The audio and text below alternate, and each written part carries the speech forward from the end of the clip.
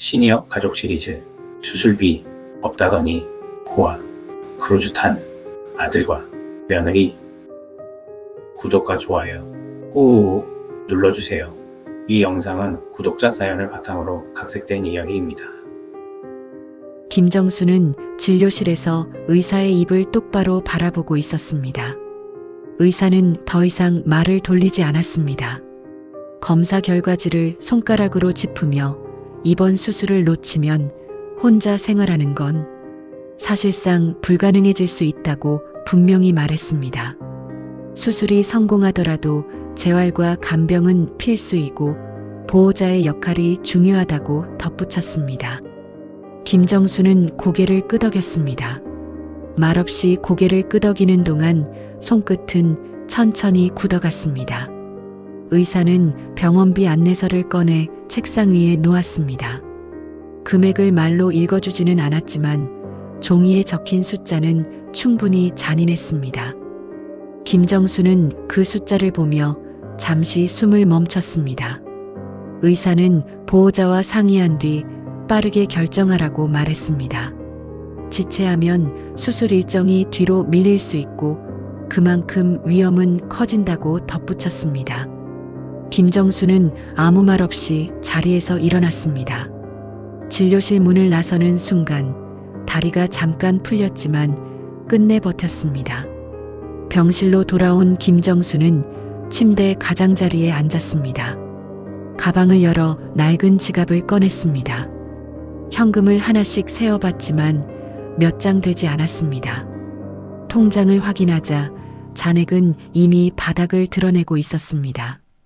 보험을 해지했던 날이 떠올랐습니다. 아들 박준호가 사업이 급하다고 했던 날이었습니다. 김정수는 그때를 떠올리며 피식 웃었습니다. 잠깐만 빌려줘. 그 말이 이렇게 오래 남을 줄은 몰랐습니다. 김정수는 휴대전화를 집어들었습니다. 가장 먼저 떠오른 이름은 아들 박준호였습니다. 통화 버튼을 누르자 연결음이 길게 이어졌습니다. 몇 번의 신호 끝에 아들 박준호의 목소리가 들려왔습니다. 김정수는 바로 본론으로 들어갔습니다. 수술이 급하다는 것, 이번이 마지막 기회라는 것, 비용이 필요하다는 말을 차례로 전했습니다. 아들 박준호는 잠시 침묵하다가 예상대로 말했습니다. 회사 사정이 최악이고 지금은 정말 한 푼도 여유가 없다고요. 대출도 막혔고 거래처도 끊겼다고 했습니다. 김정수는 그 말을 가만히 들었습니다. 그리고 다시 말했습니다. 수술 미루면 위험하대. 아들 박준호는 한숨을 쉬며 말했습니다. 알아는 볼게. 근데 기대는 하지 마. 그 말이 사실상 거절이라는 걸 김정수는 단번에 알아차렸습니다. 그래도 김정수는 더 묻지 않았습니다. 그래. 짧게 대답하고 전화를 끊었습니다. 잠시 후 김정수는 다시 전화를 걸었습니다. 이번에는 며느리 이서연이었습니다. 며느리 이서연은 전화를 받자마자 짜증 섞인 숨을 내쉬었습니다. 김정순이 수술 이야기를 꺼내자 며느리 이서연은 말을 자르듯 받았습니다. 어머님, 지금 그 얘기할 때예요? 수술하면 끝나는 줄 아세요? 재활, 간병, 관리비 그거 다 누가 책임져요? 김정수는 위험하다는 말부터 꺼냈습니다. 하지만 며느리 이서연은 전혀 듣지 않았습니다. 오히려 말의 속도를 높였습니다. 솔직히 말씀드리면요. 노인 수술은 성공해도 가족 인생을 갈아 넣는 거예요. 그 말에 김정순의 숨이 잠깐 멎었습니다. 며느리 이서연은 멈추지 않았습니다. 저희는 그럴 생각 없어요. 그건 어머님 인생이에요. 전화가 끊겼을 때 병실은 너무 조용했습니다. 김정수는 한동안 휴대전화를 내려놓지 못했습니다. 침대 옆 탁자 위에는 수술 동의서가 놓여 있었습니다. 보호자 서명란은 비어 있었습니다. 김정수는 종이를 바라보다가 천천히 내려놓았습니다. 그리고 아주 분명하게 느꼈습니다. 이 집안에서 자신은 지켜야 할 가족이 아니라 정리해도 되는 존재가 되어버렸다는 것을요. 김정수는 창밖을 바라봤습니다. 사람들은 아무 일 없다는 듯 지나가고 있었습니다. 그 순간 김정순의 마음속에서 아주 조용하지만 되돌릴 수 없는 결심이 자리 잡기 시작했습니다. 김정수는 밤새 거의 잠을 이루지 못했습니다. 통증 때문이기도 했지만 더 큰 이유는 낮에 들었던 말들이 머릿속에서 떠나지 않았기 때문입니다. 그건 어머님 인생이에요. 며느리 이서연의 목소리는 잠이 들 때마다 다시 귓가에 울렸습니다. 김정수는 눈을 감았다 뜨기를 반복하며 새벽을 넘겼습니다. 아침 회진 시간이 다가왔을 때 김정수는 이미 깨어 있었습니다. 담당 의사는 김정순의 상태를 다시 확인하며 수술 일정을 재조정해야 할 수도 있다고 말했습니다. 수술실 배정이 빠듯해 하루 이틀 정도 앞당길 가능성이 있다고 설명했습니다. 김정수는 고개를 끄덕이며 알겠다고 말했습니다. 의사는 보호자에게도 변경 사항을 전달하겠다고 덧붙였습니다. 회진이 끝난 뒤 간호사가 병실로 들어왔습니다. 간호사는 컴퓨터 화면을 보며 이미 보호자에게 연락을 드렸다고 말했습니다. 김정수는 그 말에 고개를 들었습니다. 누구에게 연락했느냐고 묻자 간호사는 자연스럽게 말했습니다. 며느리 이서연 씨요. 김정순의 심장이 순간 멈춘 듯 했습니다. 간호사는 아무렇지 않게 말을 이어갔습니다. 수술 일정 변경에 대해 설명했고 며느리 이서연이 알겠다고 답했다고 했습니다. 김정수는 한동안 아무 말도 하지 못했습니다. 머릿속에서 무언가가 천천히 맞물리기 시작했습니다. 간호사가 나간 뒤 김정수는 휴대전화를 집어들었습니다. 이번에는 아들 박준호에게 전화를 걸었습니다. 몇 번의 연결음 끝에 아들 박준호가 전화를 받았습니다. 김정수는 곧바로 수술 일정 변경에 대해 알고 있느냐고 물었습니다. 아들 박준호는 당황한 기색을 숨기지 못했습니다. 무슨 말이야? 나는 처음 듣는데. 그 대답은 너무 빨랐고 너무 가벼웠습니다. 김정수는 짧게 말했습니다. 며느리는 알고 있었다는데. 잠시 침묵이 흘렀습니다. 아들 박준호는 말을 고르듯 숨을 들이마셨습니다. 그리고는 애매하게 대답했습니다. 아, 서연이가 받았을 수도 있지. 정신이 없어서 나한테 말을 못했을 거야. 그 변명은 김정순을 더 확신하게 만들었습니다. 김정수는 이번엔 며느리 이서연에게 전화를 걸었습니다. 이서연은 한참 만에 전화를 받았습니다. 김정순이 병원 연락 이야기를 꺼내자 이서연의 목소리가 단번에 날카로워졌습니다. 어머님, 그런 걸 왜 저한테 따져요? 제가 병원 직원이에요? 김정수는 차분하게 기록이 남아있다고 말했습니다. 그제야 이서연은 잠시 말을 멈췄습니다. 아, 그거요? 이서연은 곧 태도를 바꿨습니다. 제가 그때 너무 바빠서요. 여행 준비도 있고 집안일도 있고. 그 말은 너무 자연스럽게 나왔습니다. 김정수는 그 단어 하나에 숨이 막혔습니다. 여행 준비. 이서연은 자신의 입으로 이유를 말해버린 셈이었습니다. 김정수는 더 이상 묻지 않았습니다. 이서연은 오히려 말을 이어갔습니다. 어머님, 솔직히 말씀드리면요. 수술 일정 좀 늦어져도 큰일 나는 거 아니잖아요. 저희도 준비할 시간이 필요해요. 그 말은 실수가 아니었습니다. 선택이었습니다. 김정수는 전화기 너머에서 느꼈습니다. 며느리 이서연에게 자신의 수술은 급한 일이 아니라 조절 가능한 변수에 불과하다는 것을요. 전화를 끊은 뒤 김정수는 한동안 병실 천장을 바라봤습니다. 이제 분명해졌습니다. 외면이 아니라 방관이었습니다. 무관심이 아니라 통제였습니다. 김정수는 침대 옆 호출 버튼을 눌렀습니다. 간호사에게 병원 사회복지사 오미경 상담을 요청했습니다. 이 순간부터는 감정이 아니라 절차가 필요하다는 걸 알고 있었습니다. 김정수는 조용히 생각했습니다. 이 일은 반드시 끝까지 가야 한다고요. 김정수는 병원 사회복지사 오미경을 기다리는 동안 손을 무릎 위에 올려두었습니다. 손바닥에 식은땀이 맺혔지만 손가락은 오히려 단단해지고 있었습니다. 이제는 울거나 호소해도 달라질 게 없다는 걸 알았습니다. 바뀌어야 하는 건 관계가 아니라 구조였습니다.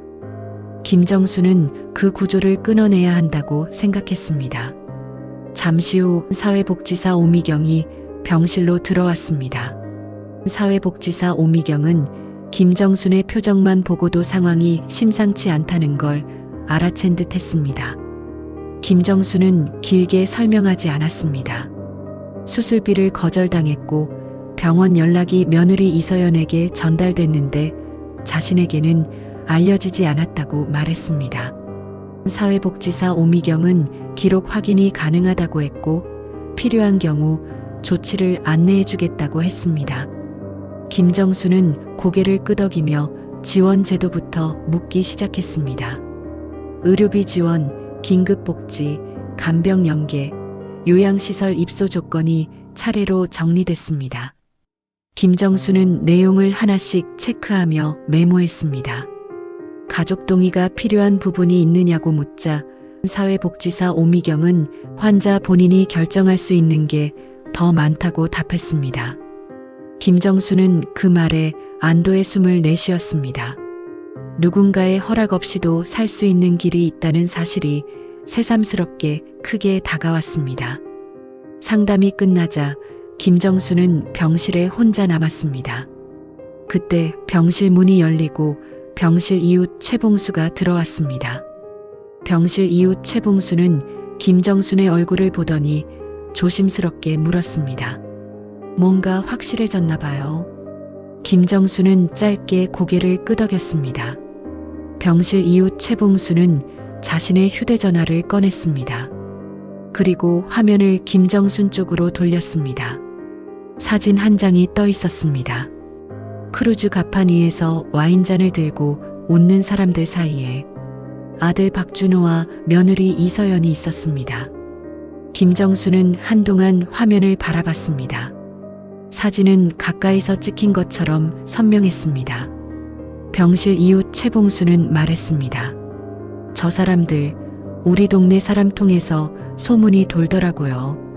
자랑처럼 퍼졌어요. 김정수는 손끝이 잠깐 떨렸지만 곧 멈췄습니다. 병실 이웃 최봉수는 화면을 넘겼습니다. 다음 사진에서는 며느리 이서연이 명품 쇼핑백을 들고 있었습니다. 글씨가 함께 찍혀 있었습니다.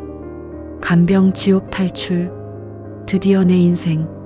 그 문장을 보는 순간 김정순의 속이 서늘해졌습니다. 자신은 지금 병실에서 통증을 견디고 있었고 며느리 이서연은 그 상황을 지옥이라 부르며 웃고 있었습니다.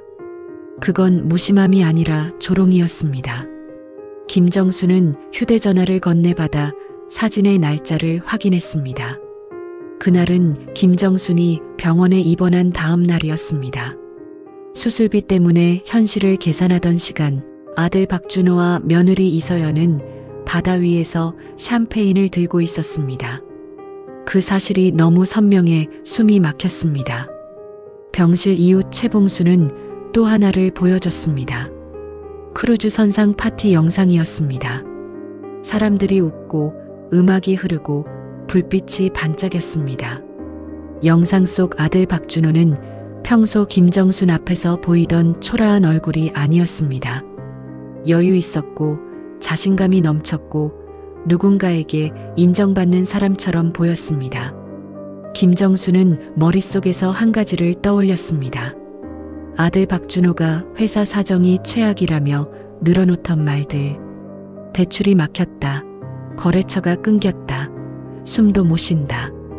그 말이 모두 거짓이라면 그 거짓은 단순한 변명이 아니라 의도된 연기였습니다. 김정수는 그날 밤 다시 휴대전화를 들었습니다. 이번에는 아들 박준호의 이름을 검색했습니다. 공개 계정은 없었지만 태그된 사진이 여러 장 나왔습니다. 골프장, 고급 식당, 회원제 모임. 댓글에는 대표님, 투자, 해외 미팅이라는 단어가 반복됐습니다. 김정수는 손가락을 멈춘 채 화면을 바라봤습니다. 그리고 낯선 계정 하나를 발견했습니다. 젊은 여성 계정이었습니다. 그 계정에는 아들 박준호와 함께 찍힌 사진이 여러 장 올라와 있었습니다. 둘은 너무 가까웠고 표정은 친밀했습니다. 댓글에는 애정 어린 표현이 자연스럽게 오갔습니다. 김정수는 숨을 길게 내쉬었습니다. 이제는 전부 연결됐습니다. 아들 박준호는 집에서는 무너진 척했고 밖에서는 다른 삶을 살고 있었습니다. 그리고 며느리 이서연은 그걸 알고도 김정순을 병실에 버려두었습니다. 김정수는 그 사실을 받아들이며 조용히 결론을 내렸습니다. 이 이야기는 단순한 가족 싸움으로 끝나면 안 된다고요. 이건 반드시 사람들이 알아야 하는 일로 끝나야 한다고요. 김정수는 아침 회진이 끝난 뒤에도 침대에서 쉽게 일어나지 못했습니다. 몸 상태 때문만은 아니었습니다. 전날 밤 확인한 사진들과 영상이 머릿속에서 계속 겹쳐졌습니다. 병실의 정적과 크루즈의 음악이 이상하게 한 화면처럼 겹쳐 보였습니다. 잠시 후 간호사가 병실로 들어왔습니다. 간호사는 병원 기록을 보며 수술 일정 관련 확인을 하겠다고 말했습니다. 김정수는 고개를 끄덕이며 가만히 기다렸습니다. 간호사는 보호자 연락 기록을 다시 한번 확인하더니 고개를 갸웃했습니다. 어제도 연락을 드렸는데요. 간호사의 말에 김정수는 조용히 되물었습니다. 어제 또 누구에게 연락했느냐고요. 간호사는 자연스럽게 대답했습니다. 며느리 이서연 씨요. 김정순의 시선이 간호사에게 멈췄습니다. 간호사는 기록을 읽어내려가며 설명을 이어갔습니다. 수술 일정이 다시 한번 조정될 가능성이 있어서 보호자에게 재확인을 요청했고 며느리 이서연이 지금은 수술을 조금 미루는 게 낫겠다고 말했다고 했습니다. 그 말이 기록에 그대로 남아 있었습니다. 김정수는 한동안 말을 하지 못했습니다. 간호사는 그 반응을 보고 잠시 멈칫했습니다. 그리고 조심스럽게 물었습니다. 보호자분이 따로 계신 줄 알았는데 괜찮으신가요? 김정수는 천천히 숨을 들이마셨습니다. 그리고 차분하게 말했습니다. 자신은 단 한 번도 수술 연기나 동의도 한 적이 없다고요. 수술을 미루자는 말 역시 한 적이 없다고 분명히 했습니다. 간호사의 얼굴이 순간 굳어졌습니다. 간호사는 다시 기록을 확인했습니다. 며느리 이서연의 이름 옆에 체크된 항목들이 눈에 들어왔습니다. 연락 수신, 일정 협의, 보호자 의견 전달. 그 모든 항목에 확인 표시가 남아 있었습니다. 김정수는 그 기록을 바라보며 알 수 있었습니다. 며느리 이서연이 단순히 병원 연락을 숨긴 게 아니라 병원 시스템 안에서 보호자로 행동하고 있었다는 사실을요. 그 행동 하나하나가 모두 기록으로 남아있다는 것도 분명해졌습니다. 간호사는 바로 담당 의사에게 상황을 전달하겠다고 말했습니다. 그리고 보호자 지정 문제를 다시 정리해야 할 것 같다고 했습니다. 김정수는 고개를 끄덕였습니다. 이제는 감정이 아니라 증거의 문제였습니다. 잠시 후 담당 의사가 병실로 들어왔습니다. 담당 의사는 기록을 확인한 뒤 표정을 굳혔습니다. 수술을 미루자는 보호자 의견이 여러 차례 전달된 점을 지적했습니다. 김정수는 담담하게 말했습니다. 그 보호자 의견은 자신의 의사가 아니라고요. 담당 의사는 즉시 보호자 권한을 재정리하겠다고 했습니다. 앞으로 모든 결정은 김정순 본인에게 직접 확인하겠다고 약속했습니다. 그리고 지금까지 남아있는 기록은 병원 차원에서 보관된다고 덧붙였습니다. 담당 의사가 나간 뒤 김정순은 침대에 등을 기대었습니다. 몸은 여전히 힘들었지만 마음은 오히려 또렷해졌습니다.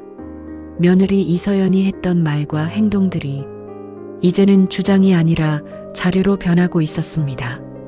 그날 오후 김정순은 병원 사회복지사 오미경을 다시 불렀습니다. 사회복지사 오미경은 상황을 듣고 심각한 표정을 지었습니다. 의도적으로 치료 결정을 방해한 정황이 충분하다고 말했습니다.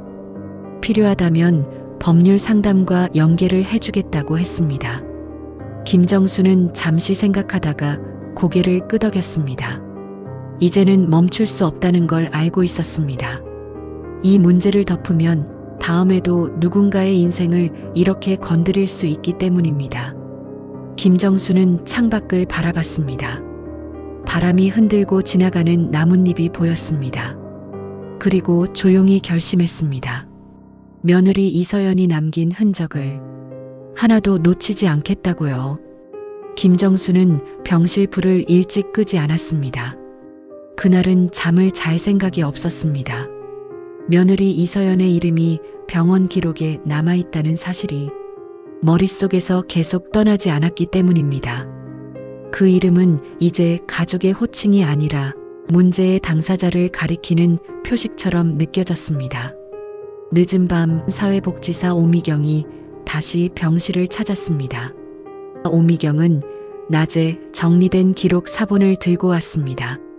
연락 기록, 보호자 의견 전달 내역, 통화 시간까지 정리된 문서였습니다. 김정순은 그 서류를 한 장 한 장 천천히 넘겼습니다. 서류 곳곳에 반복해서 등장하는 이름이 눈에 들어왔습니다. 며느리 이서연. 오미경은 조심스럽게 설명했습니다. 보호자 권한을 악용해 치료를 지연시키려 한 정황은 법적으로도 문제가 될 수 있다고요. 특히 환자 본인의 의사와 다르게 치료 일정을 조정하려 했다면 더 그렇다고 덧붙였습니다. 김정순은 고개를 끄덕였습니다. 이미 마음은 정해져 있었습니다. 김정순은 그 자리에서 법률 상담을 요청했습니다. 다음 날 오전, 오미경은 일정을 잡아주겠다고 전화했습니다. 전화가 끝난 뒤 김정순은 침대 옆 서랍을 열었습니다. 그 안에는 오래된 서류 봉투 하나가 있었습니다. 유언장 초안과 재산 관련 문서들이 들어 있었습니다. 김정순은 봉투를 꺼내 침대 위에 펼쳤습니다. 아들 박준호의 이름이 가장 먼저 눈에 들어왔습니다. 김정순은 그 이름을 오래 바라봤습니다. 젊은 시절 그 이름을 부르며 모든 걸 버텼던 시간들이 스쳐 지나갔습니다. 하지만 그 다음 떠오른 것은 병실에 홀로 남겨진 현재의 모습이었습니다. 연락을 숨긴 며느리 이서연의 목소리, 거짓말을 반복하던 아들 박준호의 얼굴이 겹쳐졌습니다. 김정순은 펜을 집어들었습니다. 서류 위에서 펜 끝이 잠시 멈췄다가 움직였습니다. 아들 박준호의 이름 옆에 적힌 항목을 하나씩 수정했습니다. 상속, 관리 권한, 결정 참여. 모든 항목에서 이름이 지워졌습니다. 며느리 이서연의 이름은 처음부터 남기지 않기로 마음먹었습니다. 수정된 서류를 바라보며 김정순은 이상하게도 울지 않았습니다. 후회도 없었습니다. 그저 오래 묶여있던 매듭 하나를 마침내 풀어낸 느낌이 들었습니다. 그 순간 휴대전화가 울렸습니다. 화면에는 아들 박준호의 이름이 떠 있었습니다. 김정순은 전화를 받지 않았습니다. 곧이어 며느리 이서연에게서도 전화가 왔습니다. 이번에도 받지 않았습니다. 잠시 후 메시지가 연달아 도착했습니다. 무슨 일이냐는 말, 왜 연락을 피하느냐는 말이 이어졌습니다. 김정순은 메시지를 읽고도 답하지 않았습니다. 지금 이 순간 설명은 의미가 없었습니다. 이미 결정은 문서로 남았기 때문입니다.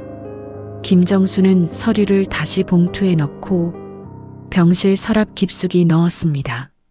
그리고 침대에 등을 기대고 천장을 바라봤습니다. 그날 밤 김정수는 처음으로 가족이라는 단어 없이도 숨이 편하다는 걸 느꼈습니다. 이제 남은 건 이 선택이 어떤 결과를 불러올지 차분히 지켜보는 일이었습니다. 수술은 예정된 시간보다 길어졌습니다. 김정수는 회복실에서 눈을 떴을 때 자신이 어디에 있는지 바로 떠올리지 못했습니다. 입안이 말라 있었고 몸은 무겁게 가라앉아 있었습니다. 간호사가 가까이 와서 수술이 잘 끝났다고 말했습니다. 김정수는 고개를 끄덕였습니다. 기대했던 얼굴은 보이지 않았지만 그 사실이 더 이상 서운하지는 않았습니다. 며칠이 지나 일반 병실로 옮겨진 날 병실 문이 갑자기 열렸습니다. 아들 박준호와 며느리 이서연이 함께 들어왔습니다. 두 사람의 표정에는 급하게 준비한 걱정이 덕지덕지 붙어 있었습니다. 아들 박준호는 병실 안으로 들어오자마자 주변을 살폈습니다. 침대, 호출 버튼, 간호사실 방향까지 빠르게 눈으로 훑었습니다. 며느리 이서연은 한 걸음 늦게 들어왔습니다. 병실 구조를 살피는 시선이 먼저 움직였습니다. 보호자 침대, 간병 의자, 개인 물품 보관함까지 빠르게 계산하는 눈빛이었습니다. 그 모습은 걱정보다는 점검에 가까웠습니다. 아들 박준호는 숨을 고르며 왜 연락을 안 받았느냐고 물었습니다. 회사 일이 너무 복잡해서 병원에 바로 오지 못했다고 말했습니다.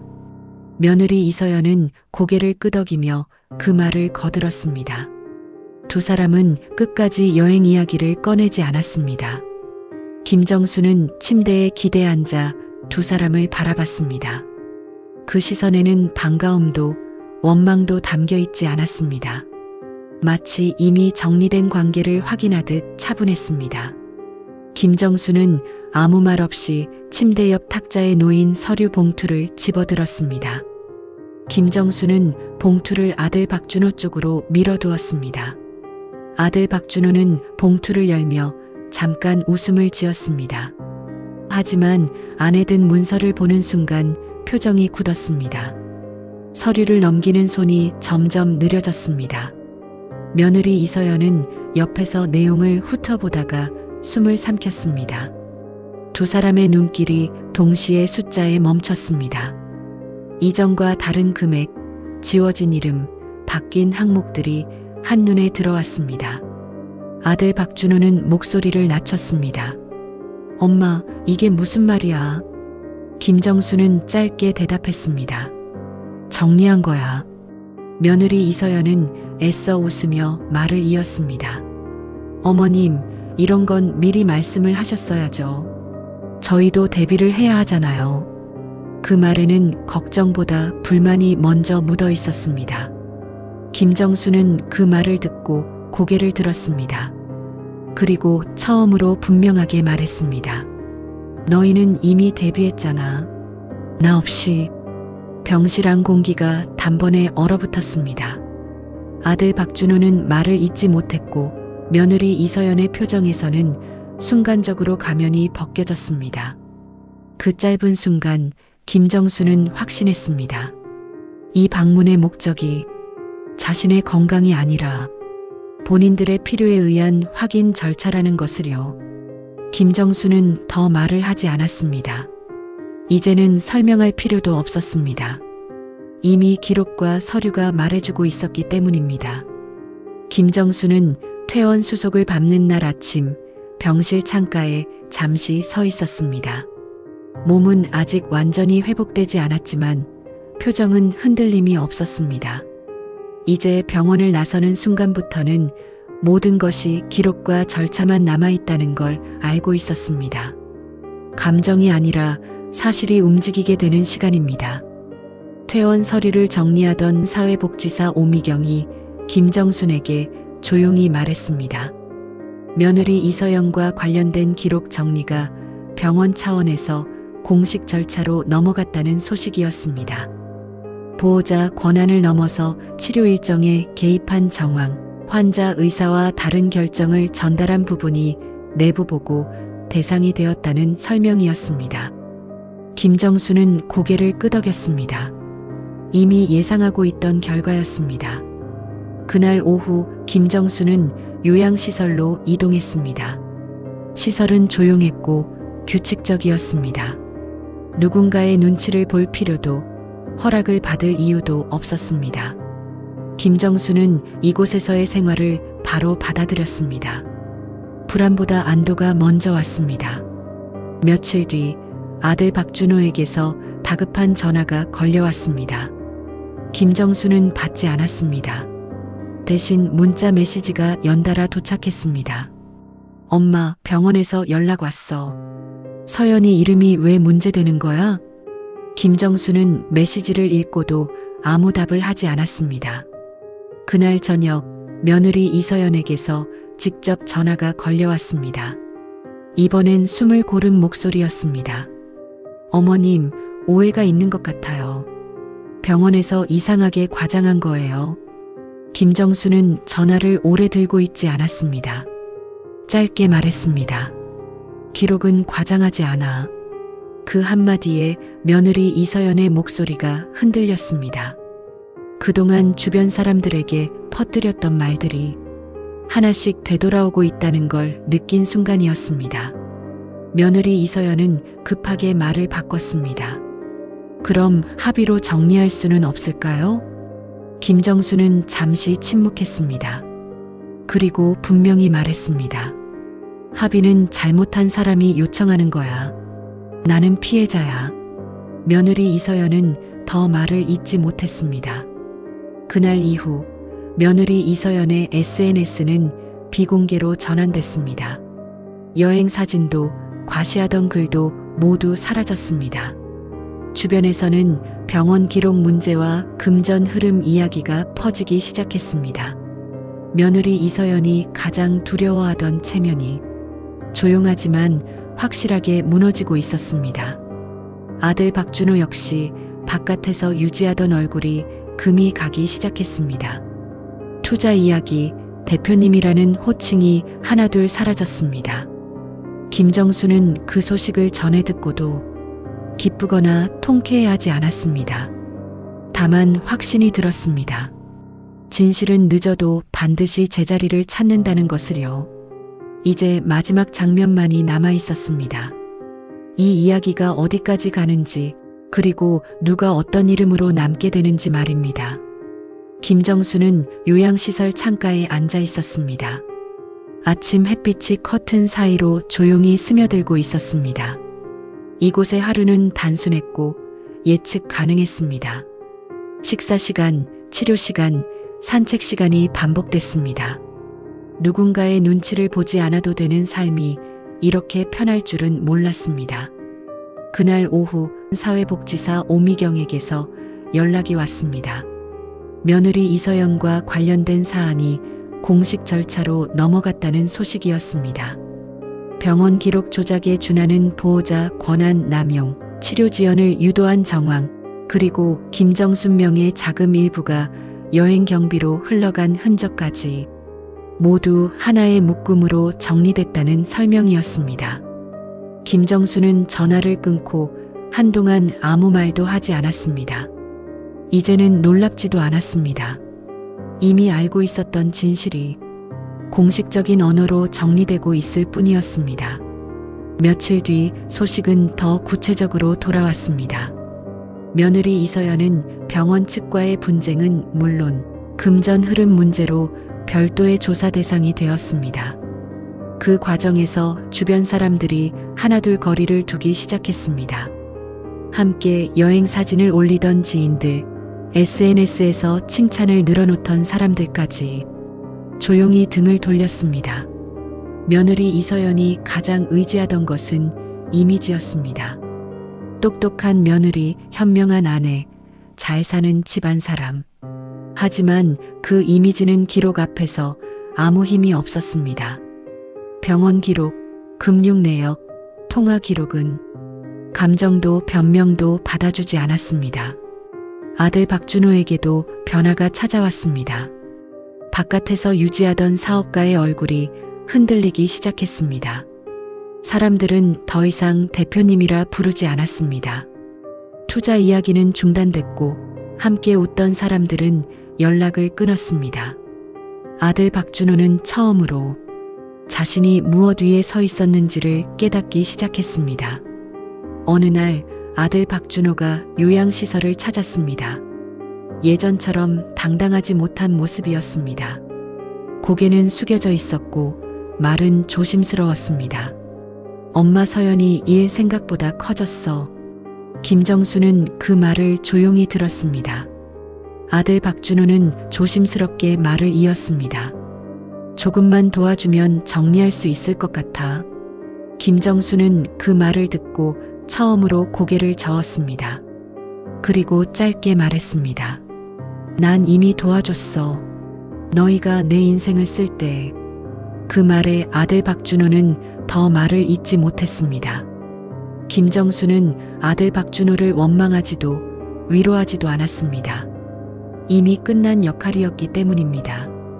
부모로서의 책임은 오래전에 다했고 지금 남은 것은 한 사람의 삶뿐이었습니다. 며느리 이서연은 끝내 김정순을 직접 만나지 못했습니다. 전화는 연결되지 않았고 메시지는 읽히지 않았습니다.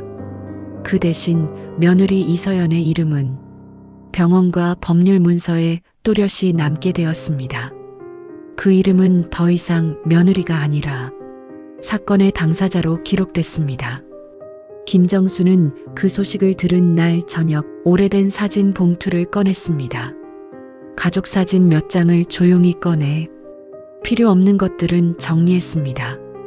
마지막으로 남긴 사진은 단 한 장이었습니다. 젊은 시절 혼자 찍은 사진이었습니다. 김정수는 그 사진을 바라보며 처음으로 스스로에게 미안하지 않았습니다. 누군가를 위해 자신을 버리지 않았다는 사실이 이제야 받아들여졌기 때문입니다. 김정수는 창밖을 바라보며 마지막으로 노트를 꺼냈습니다. 그리고 한 줄을 적었습니다. 부모의 희생을 당연하게 여긴 순간 그 사람은 가족이 아니라 가해자가 된다. 라고. 여러분의 생각을 댓글로 남겨주세요.